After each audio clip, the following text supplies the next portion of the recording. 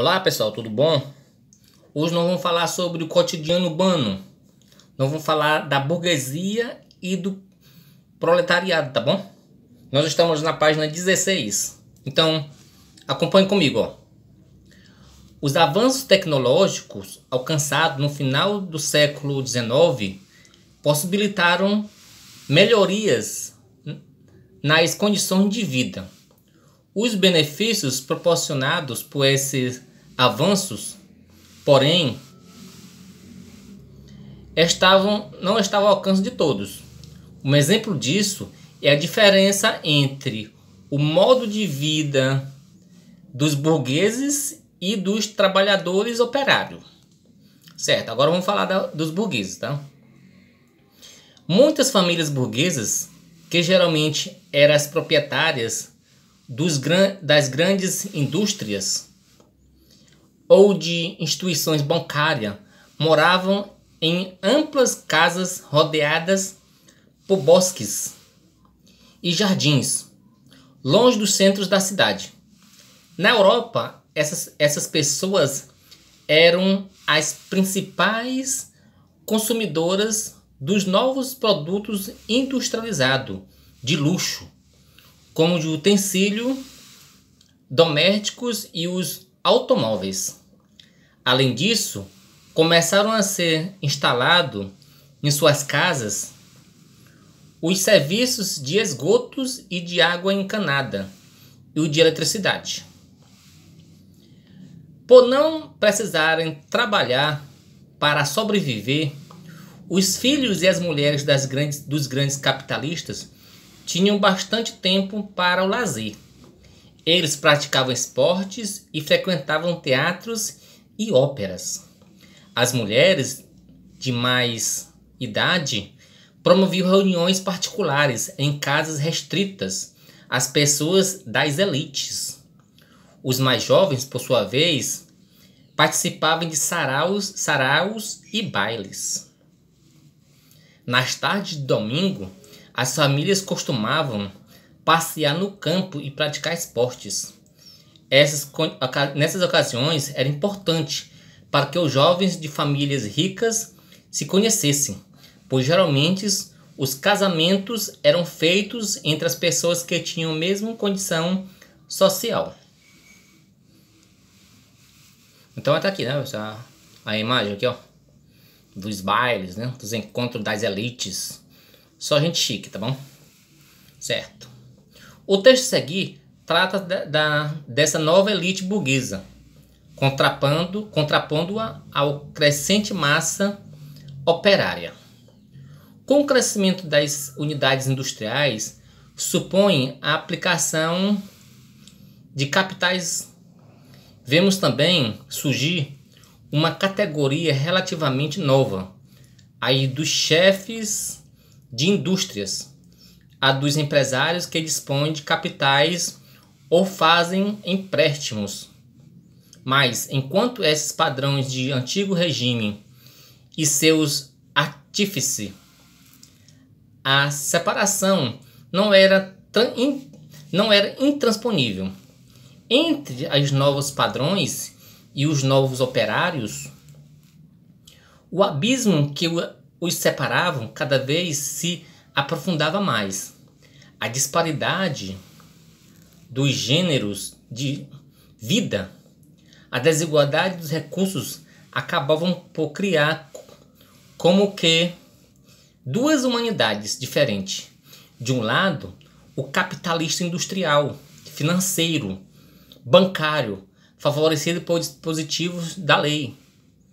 E do outro lado, uma massa assalariada que não tem por si nada a mais além de sua capacidade de trabalho físico, ou que não tem nem reservas nem recursos, mão de obra não qualificada, vindo em linhas diretas do campo à busca de trabalho, obrigados a se acomodar aos primeiros serviços que encontravam. Então, pessoal, aqui traz, né, a situação de vida dos burgueses, tá? Das famílias ricas, dono de banco, dono de indústria, tá? E sua vida de luxuosa. E também aqui traz também já a vida do operário, né? Sem nada, só com a força de trabalho para vender. Certo, vamos continuar. As universidades e os jovens burgueses. No final do século XIX, o ensino universitário foi difundido entre os membros da alta burguesia. Nessa época, as descobertas científicas e tecnológicas, além do crescente interesse pelas culturas humanas, despertaram aos jovens das famílias ricas o desejo de aprofundar seus conhecimentos sobre o mundo. Como eles geralmente só se casavam após o fim do curso universitário, passaram a morar mais tempo com os pais.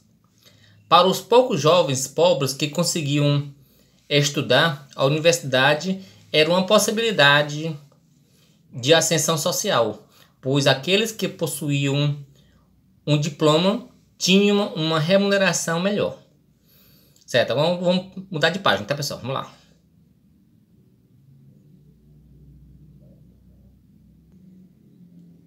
Certo, pessoal? Estamos na página 17. Agora vamos falar dos operários, né? Vamos ver como é a situação dos operários. Olha aí, ó. As melhorias urbanas proporcionadas pelos avanços tecnológicos não beneficiaram a todos. A maioria dos bairros operários não tinha rede de esgoto, nem abastecimento de água e gás. Como ficavam localizados próximo das fábricas, a poluição industrial provocava sérios problemas de saúde nos moradores desses bairros. Além da poluição, as precárias condições de higiene eram favoráveis à proliferação de doenças. Leia o texto a seguir. Na medida em que as novas cidades industriais envelheciam, multiplicavam-se os problemas de abastecimento de água, saneamento, superpopulação. Nas vilas, águas de um poço próximo do cemitério podia ser impura, mas pelo menos seus habitantes não tinham de se levantar à noite para entrar numa fila diante de uma bica que servia a várias ruas, nem tinham de pagar por ela. Os habitantes das cidades industriais tinham frequentemente de suportar o mau cheiro do lixo industrial e dos esgotos a céu aberto, enquanto seus filhos brincavam entre detritos e monte de esterco. Então, pessoal, aqui é a situação, né, das cidades operárias europeias, tá? As mais condições de vida, a falta de higiene, falta de saneamento básico e de rede de esgoto. Então vamos seguir aqui ver como era nas fábricas. Olha aqui, ó, o trabalho nas fábricas. O dia a dia dos operários durante a segunda revolução industrial foi marcada por uma rotina de trabalho extenuante e repetitivo. Homens e mulheres e crianças eram submetidos às longas jornadas de trabalho nas fábricas. Além de receberem baixos salários, eles estavam sujeitos aos maus tratos e a um ambiente de trabalho insalubre. Leia o texto a seguir. O trabalho que se fazia ali era distinto das atividades realizadas no campo e em casos, pois eram indisciplinados,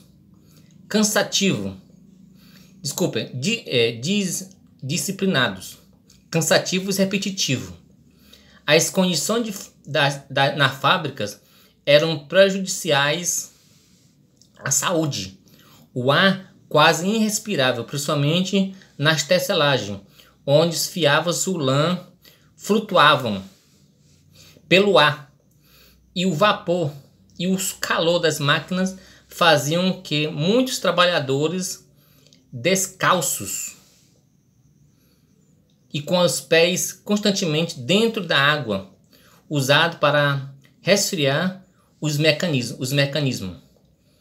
Aos trabalhadores restavam adaptar-se a uma nova rotina de muitas horas de trabalho por dia em ambientes insalubres e lutar, por exemplo, pela regulamentação de suas jornadas de trabalho.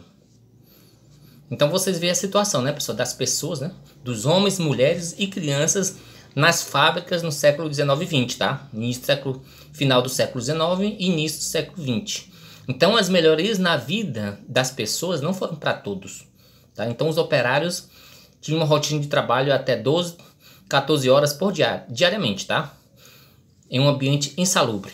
Vê o que diz aqui, ó. Frente a essa situação, ao longo do século XIX e o início do século XX, os operários passaram por um processo de tomada de consciência enquanto classe social. Eles passaram a lutar por direitos e condições dignas de trabalho. Nasceram assim ideologias políticas e movimentos sindicais, promovidos com a causa operária. Então é aqui o ambiente de trabalho, né, pessoal? Veja aí, ó. Tá? É um ambiente com muita gente, né? Condições insalubres. Veja as máquinas que produziam calor, né? Nas suas caldeiras. Então não era um ambiente fácil. Então eu espero que eu tenha conseguido passar essa informação, né? Como era a vida dos donos dos bancos, das fábricas, né? A burguesia, né? E como era a vida dos operários naquela época, tá certo? Então vamos dar uma pausa e vamos para outro vídeo. Até mais.